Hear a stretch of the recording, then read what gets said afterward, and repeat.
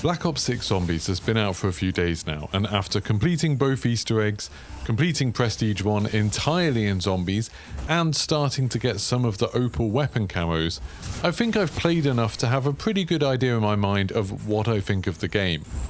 So in this early review of Black Ops 6 Zombies, I'm going to talk about the pros, the positive things, the things that I really like about this version of Zombies, and the things that I wish were a little bit better, the things that maybe I don't like as much. If you want to help the channel out, do me a favour, listen to both sides, and then at the end let me know in the comments what you think about this version of Black Ops 6 Zombies. What do you like, what don't you like, and maybe give it a rating out of 10. But let's get started with the pros. First of all, the maps do feel genuinely different. This was one of my biggest complaints about Black Ops Cold War, that even though the maps actually were quite varied, Mauer de Toten is very different to Firebase Z, they all had a kind of feeling like we were in some kind of military base. The train tunnels and the laboratory in Mauer de Toten gave it that kind of feeling even if the city streets were quite different.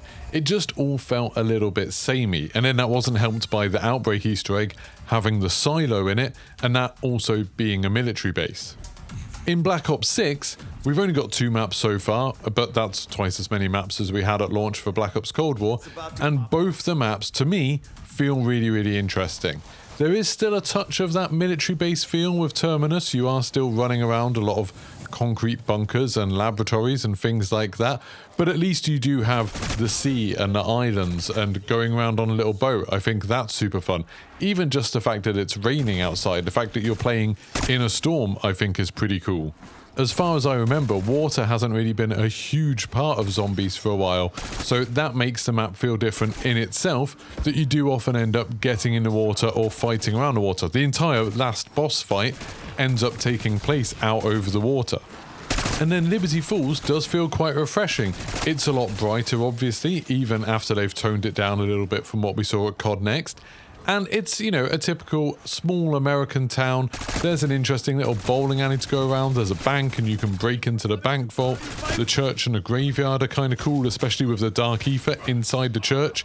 One thing that really stood out to me the first time I played this map was when you make that transition into the Dark Ether, not having to have like a portal cutscene like you used to in D Machine when you went into the Dark Ether. Just stepping through a portal and then suddenly seeing that massive purple sky above you. That's really cool. I hope they do more of that in future maps. And to me, it kind of helps that the maps feel a little bit more like real places than what we had in Black Ops Cold War.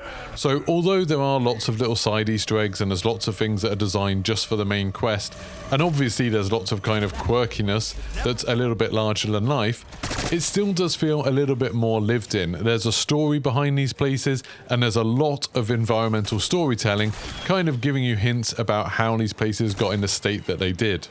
I really like that in games. I really like it when places feel a bit more lived in, when they feel like they haven't just been created as a gameplay space. So I think they've done a pretty good job with both of the maps. Speaking of the side Easter eggs, that's another massive positive for Black Ops 6 Zombies. All of the ones I've seen so far are loads of fun. A lot of them are super goofy. They're quite spectacular. There's like a lot of spectacle built into them. Even things like the boat race on Terminus, but especially the bowling in Liberty Falls or the Everetta statue. I just think that's absolutely awesome. I do wonder how many secret ones are left. I'm sure there's still a few power-ups and free perks and things like that that we haven't found. But just in those first few days, it was so exciting. Every time I watched a video, every time I watched someone stream, there'd be some new side Easter egg that someone's found that looked absolutely crazy. And it actually changes the way you play the games. Just little things like on Liberty Falls, hitting the vending machine to get a free item. That's pretty cool, and it changes that map. That gives it something that Terminus doesn't have. In terms of the main Easter eggs, I thought they were both fun quests that actually don't take too long once you know what you're doing, and that's awesome to me. That makes it much easier to want to replay it for fun. There's some Easter eggs, like the Shadows of Evil Easter egg, that I think is great, but I don't often want to do it just because it takes so long, or at least it takes me so long. I'm sure there's some speedrunners that are super good at it by now. The hunts themselves for the Easter eggs obviously could have been a little bit more difficult. They could have been a bit longer. But I think for Terminus at least, it was a decent length. You know, you had this Easter egg that took a few hours to work out, and then the boss fight was a massive blocker. Like nearly, I think maybe every team died at their first time on that boss. And then it was just about getting back to that point, actually learning what the Easter egg steps were, what you had to do and what you didn't have to do, and then learning how to get ready for that boss. I thought that was really cool. I am still up for them doing a really hardcore one at some point, maybe at the end of the year, like for the last map, do a really difficult one. Maybe not Revelations difficult, but something along that line that requires the whole community to look for it. Or even in some of the maps having like a normal Easter egg and then a hard mode Easter egg like they did in World War II. I think that would be really cool. But in the ones that we've got, there's not really any super irritating steps. Maybe I thought the water faucet in Liberty Falls was a little bit annoying at first, but now I've done it a couple of times solo, I see how you can make it much easier for yourself. And both the maps have fun final fights. I think the church fight in Liberty Falls is super exciting just because it's quite difficult, especially if you've got 4 players. There's so many enemies packed into such a small space. It's chaos, and it does really put your skills to the test in zombies. The Terminus one is obviously super challenging. We managed to do it on our second try, but that was after learning a lot of what made people fail in the first few attempts for them. But I thought that was really good. Obviously, people will get better at it with augments. People will find it a lot easier. People work out little strategies on where to stand and stuff like that. But it's a spectacle, it's super impressive, and it's a real challenge at the end of that Easter egg. I thought that was awesome. I really hope they keep that kind of level of boss fights in the future. It is a little bit of a shame that Liberty Falls doesn't have like its own boss. They've got those named zombies, but they're kind of random as far as I can tell. That would be cool. But for what we do have, I really enjoy it. Now, going on to some more kind of generic gameplay features, the movement feels great. I know it's the big thing they've been hyping up for Black Ops 6. When they first announced it, I thought it was a gimmick. I thought it was a little bit stupid. I just didn't care about it at first. But I genuinely think Omni movement is awesome. In Black Ops 6 Zombies, you don't end up kind of diving to the ground very much or anything like that, but mantling and sliding around, all of that stuff does feel really fluid. And when you get PhD Flopper, or you do that challenge that gives you PhD Flopper and you have to like dive off things to explode, it does feel pretty cool, especially because you've got a little more kind of choice in how you move in the air. I think the movement feels so much better in this than it has done in literally any Zombies game before. The music, also absolutely awesome for both maps. It's really atmospheric, and it's really well connected to each phase of the quest. If you normally have the music turned down, just play through some of the Easter eggs and turn the music up. You might be surprised how many different phases have their own songs, like their own theme tunes, and they're really well matched to kind of the pace of those fights or those steps. Another big positive is the dedicated crew. I think them having that does add a lot. It gives us some sort of characters to latch onto, makes me care about the story a little bit more. There's tons of voice lines, and it just makes the whole thing a little bit more immersive, knowing there's a reason why those specific characters are there. But it is also super nice that we have the choice to just take in another operator. Obviously right now that means you can do the Easter eggs as like Klaus if you want, or Brutus, and later on you'll be able to do it as like Menendez, and I'm sure there'll be skins for like Samantha Maxis or Richtofen or people like that.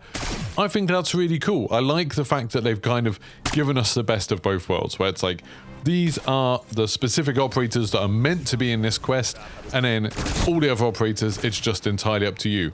And I was surprised how many of the other operators, I think all of them as far as I can tell, do have a lot of voice lines unique to Zombies. It's not like, oh, we've got this dedicated crew so everyone else isn't going to have any voice lines. Everyone does seem to have voice lines, which is really, really cool, and they kind of still keep matched up to roughly what's going on. Another thing that they hyped up before launch that I think is really cool is the customizable HUD. It's really nice being able to take off things like the zombie health bars, which I'm not a massive fan of. It would be nice if there was a bit more customization, like if you could leave the zombie health bars on for special zombies that obviously have big health bars and just turn them off for normal zombies. That would be pretty cool.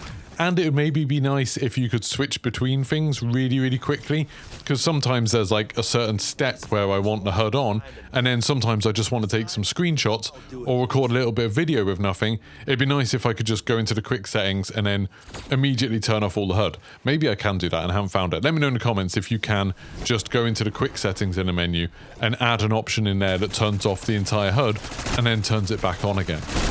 A little thing that I'm a big fan of that surprisingly we don't often get at the very beginning of a new Call of Duty game are the leaderboards. There's a bunch of really cool stats in the leaderboards. You can very quickly go in there and see how fast everybody's done the Easter egg, who's done the Easter egg. You can see how many kills people have got, how much essence they've collected. And then looking at your own stats, you can look at things like which guns you've used the most. There's all of the little trophies and challenges for every weapon, like the mastery things. I think all of that's really, really cool. I'd like to see even more stats, you know, maybe how many of each enemy you've killed, which enemies you've been killed by the most, stuff like that might be kind of interesting. But what is there is absolutely fantastic. Another thing I'm a big fan of that we've got at the beginning of the game this time is the Rampage Inducer. That being available from launch, absolutely awesome. For anyone who doesn't know what it is, it's a thing that is in the spawn area of both maps. You turn it on and then the zombies will be much more aggressive, much faster, they'll chase you down. It makes the first few rounds much faster, which means you can get to the kind of interesting stuff quicker, but it also makes them much more challenging. And that's kind of fun, especially if you're playing in a big group. Turning that Rampage Inducer on when there's 4 of you, it gets to be like chaos really quickly when all your weapons and stuff are underpowered and you don't have perks. I think that's really cool. I've always said that I wish zombies would have a bit more challenge early on. I don't like having to do like 30 minutes or 40 minutes of setup before I get to the challenging bit, because a lot of the time when I hop on zombies I just want to play for half an hour and it's really boring if all you can do is set up. So the Rampage Inducer is awesome. It doesn't entirely solve that problem, but it does make the beginning a lot more fun. And speaking about the difficulty, I do really like the difficulty curve right now. You have little moments of feeling overpowered whenever you get Pack-a-Punch, but generally you're constantly having to make decisions and kind of compromises about what to improve to keep up. Like, do you spend your essence on armor or on perks or on Pack-a-Punch? Do you use your scrap to buy things like, you know, replenishing a self-revive or upgrading your gun? Or do you want to get the Mangler Cannon so you can open stuff up in Liberty Falls? I think all of that stuff's really cool, and it never really feels like you're completely on top of it. That's awesome. I really, really like that. I hope they keep that. I like the fact the game gets a lot harder after round 25. I feel like they could maybe move that up a little bit to like round 20, but it's a cool idea that the sort of difficulty ramps up much quicker and your weapons are hardly ever overpowered for more than like a round or two. Then finally, for the positives, I really like the new trial system. In Black Ops Cold War, when you did trials, you would often just do trials and do little bits of them because you didn't really care. You knew you were going to have to do a bunch of them all in a row, and then one bad one could kind of ruin your flow and be a little bit annoying. With this, you get one chance with each trial. You get your reward based on how well you do with it. So if you do that one trial really well, you'll get the best possible reward, and then if you fail it, that money's just been wasted. That essence has been wasted that you used to start the trial. The trials themselves are really fun. I think they've like got a nice little mix of some normal ones like killing zombies in a certain area, and then some more interesting ones like the PhD flopper one, or the one where you have to stand still while you're getting kills. Stuff like that's really, really cool. And I like that they give you everything you need to complete it. So they'll spawn more zombies in, or they'll give you the kill streak that you need. Or if you switch to the right field upgrade for the challenge, it will start charging up really fast. It just means that you don't get a challenge and then it's like, oh, well, I can't do that because I'm at the wrong point in the game, or I don't have that thing equipped. Right, now on to the negatives. Now, I have been pretty positive overall about the game on streams, in videos so far. That's because I'm having a blast with it. But that doesn't mean the game is perfect. So let's talk about some of the things I don't like about Black Ops 6 Zombies. The first one, and probably the biggest one for me, is Gobblegums. Already, when I've been watching videos and thinking about making videos, a lot of it has been to do with the Easter eggs and how we're going to complete them, or doing high rounds, or doing like speed runs of the Easter eggs. And whenever I watch a video of someone who's done really well, sometimes I'm like really enjoying it, seeing their strategy, seeing how they worked it out, and then they go get a perkaholic. And it's like, oh, well, that's how they did it. They just didn't have to pay for any perks. Fair enough. I don't have any perkaholics left anymore. I actually do have perkaholics left, but I don't want to use them just yet. But that idea of just kind of, it feels like, oh, you've got these little limited time cheats that make everything easier. I kind of get the idea behind them, that it can just add a little bit of variety to games. But when it makes some challenges so much easier, when you're doing guides and things like that, it feels a bit like lame, I think. If someone released a guide on how to do the Liberty Falls Easter egg in half an hour and their answer was, oh, just use Perkaholic and Wonder Bar and then go from there. I think that would be a really lame guide, because then it's like, oh, well, how do you get Perkaholic and Wonder Bar? Well, it's a random choice. You're just going to have to keep on playing until you get them. I'd much prefer to be like mastering the mechanics and things like that. I think that would be a much more interesting way to do things. It's a bit like with the Liberty Falls speedrun thing at the moment. Lots of people are just doing a glitch to kind of skip a part of the main quest, and I don't really want to do it that way. And every time I look at guides now, or people who have done really good speedruns, it's like, oh, you should do this because it skips an entire step. And it's like, true, that is the fastest way of doing it, but it's not as interesting to watch. And obviously, we know Gobblegums are paid to win. Like, they've already said that Gobblegums will be included in bundles and the battle passes and things like that. If you want to complete some challenges in zombies, it's going to be easier if you spend money to get Gobblegums. And that's obviously going to be a slight incentive maybe for the developers to make some things more difficult, whether it's Dark Ops challenges or Easter eggs or things like that, because then they're likely to make more money selling Gobblegums. It also incentivizes them to make more overpowered Gobblegums. Now, right now, the game's quite generous in terms of giving them to you for free and stuff like that, which is great. But I kind of wish there was more of a system in the game for you to specifically get the Gobblegums you want without having to spend real money. Maybe something like a lot of games have, where you have some sort of crafting system where any Gobblegums you get that you don't want, you can break them down for some sort of currency. So, you know, Ultra one would be worth 5 and a common one would be worth 1, something like that. And then you could craft things that you want. So maybe making a Perkaholic would cost 25 of this currency, which means sacrificing 25 common Gobblegums for it, or 5 Ultra Gobblegums to get Perkaholic. I think that sort of thing would be fair, and that would be pretty cool, because it means, yes, if you wanted to get certain things, you could do it, and there's no RNG involved or anything like that. You don't have to go and spend real money. I think that would be really cool. I'm always a little bit resentful of these sort of slightly pay-to-win mechanics, especially in games that people have already paid money for. I don't think that's great. I mean, it's not great in free-to-play games, but it's much worse in a game like this. My second big complaint, well, it's not really a big complaint, I suppose this is a bit more subjective, is I'm not a fan of the kill streaks in zombies. Some of them, like the Chopper Gunner and the Mutant Injector, seem so crazily overpowered, to the point where if you're going into high rounds, you just end up in a cycle of using them over and over again, and it completely eliminates any challenge from doing an exfil, because a Chopper Gunner will just complete the entire thing for you. I just really think they make up too much of the strategy of the game, rather than it being about building up your weapons and getting them as powerful as possible, getting your perks and using augments and things like that, learning how to use your field upgrades in certain ways. A lot of the time when you get into more difficult rounds, it's just, oh, we'll just use a Chopper Gunner and we can kill like every zombie on the map really, really easily. I think that's kind of ridiculous. I think that's a little bit stupid. I'm not a big fan of it. It's fun the first time that you do it, but then after that, I don't think it's ever that interesting to use it. I'd be perfectly happy if they didn't have them.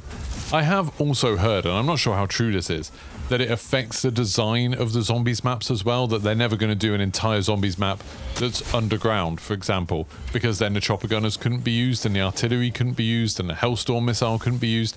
And that would kind of suck if it's true, if having these kill streaks in limits the creativity of the map designers. I think that would be a really poor compromise. That would be a really poor exchange.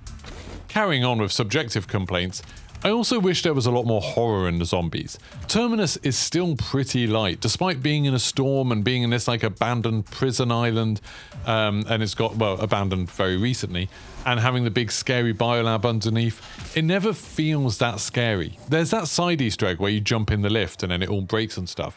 That vibe of that Easter egg is really cool. I wish they'd kept that going for the entire map. I feel like we haven't really had a scary zombies map since that World War II tutorial map. That was pretty cool. That was pretty horror themed. But I would really like to get one where maybe visibility is a bit worse. You know, there's a bit more fog, maybe a lot more darkness. Flashlights were actually useful on guns for low sections. Can you remember with D Machine, the first trailer we saw for D Machine? It was all in the dark and they were shining a flashlight around and suddenly there was like a horde of zombies that were just illuminated by the flashlight. That is super cool. Like, that's really, really interesting. I'd like them to do something like that, but I'm not sure they ever will because it doesn't really go with the aesthetic of things like the perk machines and all the special effects you can get. Also, on that note, I'm sure they said that with Liberty Falls, as you went through the main quest, the skybox would be changing and the mood of that map would change. Maybe I missed something, but I haven't noticed that at all. As far as I can tell, Liberty Falls just stays the same throughout. Maybe I'm wrong. Let me know in the comments if it does change. Now back to something that I think a bit more objective maybe. A few of the Easter egg steps still feel like filler. It feels like they had some good ideas of fun things to do with the Easter eggs and they were like, oh, this will be cool, this will be a fun moment in Easter egg. And then there's some steps that just feel a bit like, oh, well, we'll make them do that just to kind of drag out the playtime a little bit. Like when you're chasing those orbs on Terminus and you have to kill the zombies around the orbs and then like grab the little things they pick up and run them into it, and then you have to do that 2 more times. It's like, why do we have to do this 3 times? We got the idea the first time. Like, it just feels like the only point of that is to waste a little bit more time. Or in Liberty Falls, when you do the essence gathering where you have to put the canister down and kill the special zombie in the trap, why do you have to do that twice? I mean, with that glitch, you don't have to do it twice. But you know what I mean? It feels like a little bit of a waste. I'd rather that they had a few really interesting steps and maybe each step took a little bit longer, rather than getting us to repeat it, or getting us to do things that are just boring. Then my penultimate complaint is that I really think the game needs some sort of codex. I've said this before about zombies, but if you want new people to be getting into zombies, I don't think you can reasonably start throwing around things like, oh, craft is involved in this, or the Sentinel artifact, or the summoning key, or Richterfern, or Maxis, or the Ether, or the Keepers, or Dr. Monty, or whatever, without explaining who those things are, what those things are, how they're relevant. I don't think it's reasonable to just expect players to hear something that they've never heard before and be like, oh, well, it's okay, they can go watch a Mr. Waffle Waffles video that'll explain what all of that is. Lots of games get around this just by having a codex that unlocks as you come across those terms. So if you come across something like you finish the Terminus Easter egg and they mention the Sentinel artifact, then in the codex it could unlock a new thing where you click on it and it's like, this is what the Sentinel artifact is, or was, and this is maybe a little bit of a hint of what it will be. They could even use the intel that you find around the map to explain those kind of things. Most of the intel seems to be like little extra bits of story for people who are already in the know. Things that only people who already know the story will really understand the relevance of. And I think that's an entirely backwards way of doing it. You want new people to be playing zombies. You want new people to be invested in the story. And just by constantly throwing references so the hardcore zombie fans are like, oh yeah, I know what that's about, I think that just alienates new players a little bit. I would absolutely love there to be a codex, just something that's been created where you can go in there and look up any terms that you've heard and see, okay, this is who this character was, this is what they did, this is what games they appeared in or what maps they appeared in. Stuff like that would be super useful. And finally, and this is a really big one that's been a problem in zombies since Black Ops Cold War, I really think it would be nice if there was more reason to swap your weapon in a game. The Pack-a-Punch system and the loadout system and everything like that kind of ruins the chance of you just picking up a new gun in the game and then trying to use that for anything useful, because you're probably going to go in with the gun that you want, or you're going to have a way of getting the gun that you want really early if it's like a wonder weapon or something like that, and then you have to invest so much time into that gun by the way of, you know, essence and then salvage to get it up to the right rarity, that when you see a new gun drop, so something drops from like a special zombie or from an Easter egg or from the mystery box, which you probably won't use, or wall buys or stuff like that, you're not going to switch to them because then you've got to go through that entire process again.